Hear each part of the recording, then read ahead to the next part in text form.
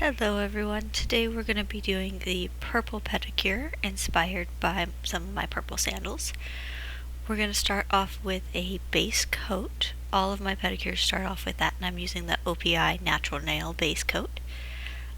You'll see in my future ones we'll actually cut this out, but for the time being I wanted to make sure that you guys had an opportunity to see that this does in fact happen. What the base coat does is it will protect your natural nail from staining when it comes to the harsher colors. You'll also notice that it helps the nail polish stay on my nails a little bit longer, and in general it just makes my nails happier, so I will continue to use it.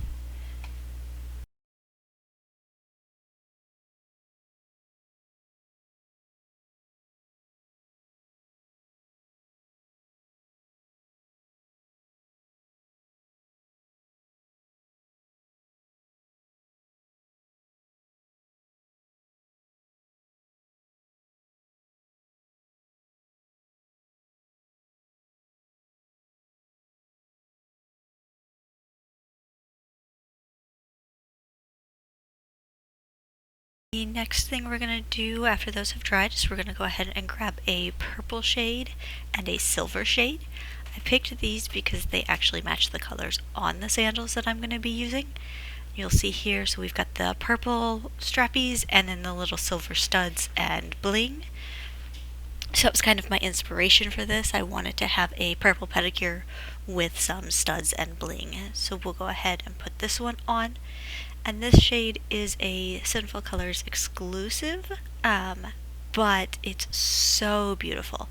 It does take a little bit of time to kind of build up, so it starts off very sheer, and you'll see I just kind of add thicker layers with that one. This does mean it's going to take a little bit longer to dry, but the payoff is perfect because it's one of those things where like this color matches the shoes and kind of helps encapsulate the essence of the shoes.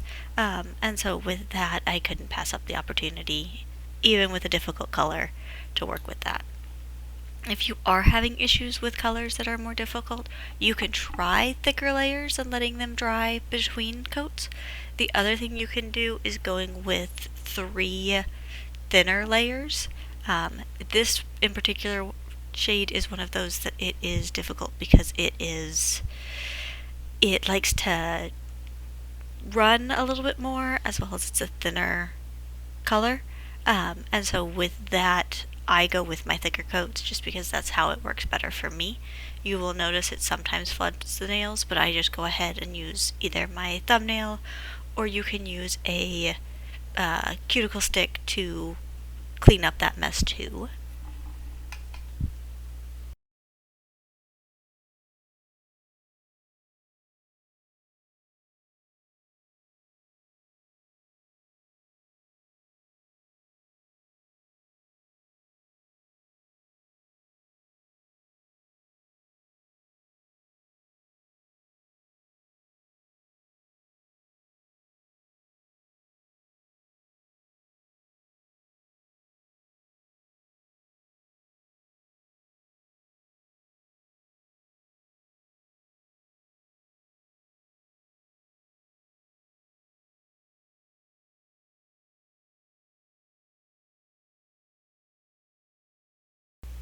And here I am, I'm going to go in with a second coat. Again, with these, you kind of want to let them dry a little bit more because they are thicker. I tend to go ahead and just slap it on and say it had enough time to dry when I was doing the other set of toes. But if you are having more difficulties with it, go ahead and let them dry fully, or at least give them like 5 to 10 minutes to dry and then put the next coat on. I'm just not that patient.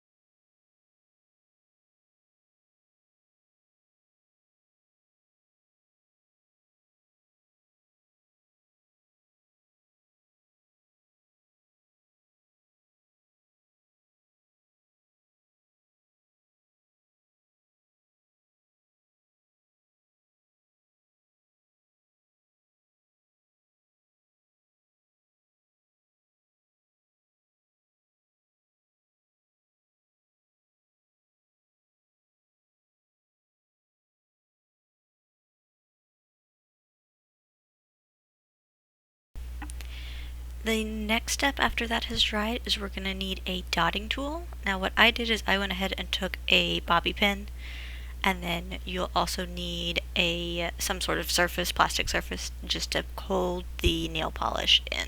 So I'm using a skull, and you'll see his eye works actually just perfect for my silver shade. You could also use a striping tool, so that's going to be one of those that has these long, very thin, kind of a brush to it.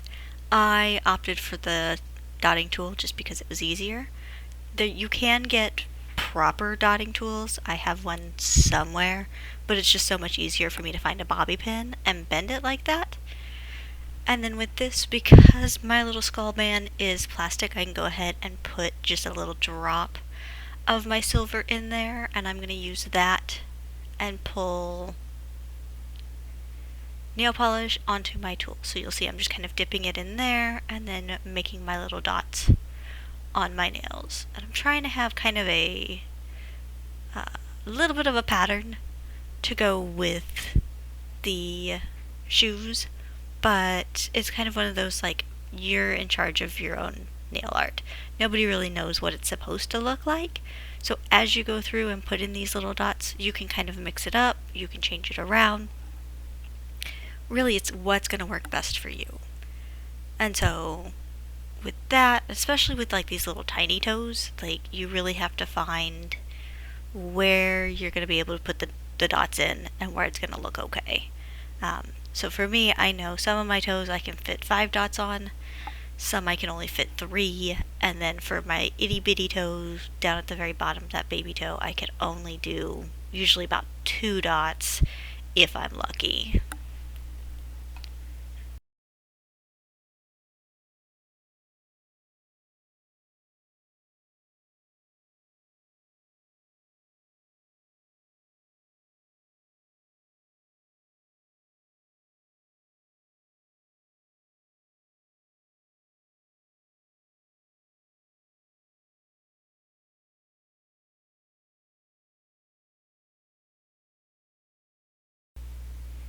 Now on this next foot, you'll notice I'm starting to kind of run out of polish in my little skull guy's eye. So I'm kind of having to scrape around on that one. If you get to the point where you're not getting enough payoff for that, go ahead and put another drop of your polish on there. Especially with these, like the more polish you have on your dotting tool, the bigger your dots are going to be. And you'll see here, like for my little toes, those tinier dots were fine, but I've got to add another bit of nail polish for that big toe because I really need those dots to pop, just to add that bling to it and really kind of show off the pattern with the sandal.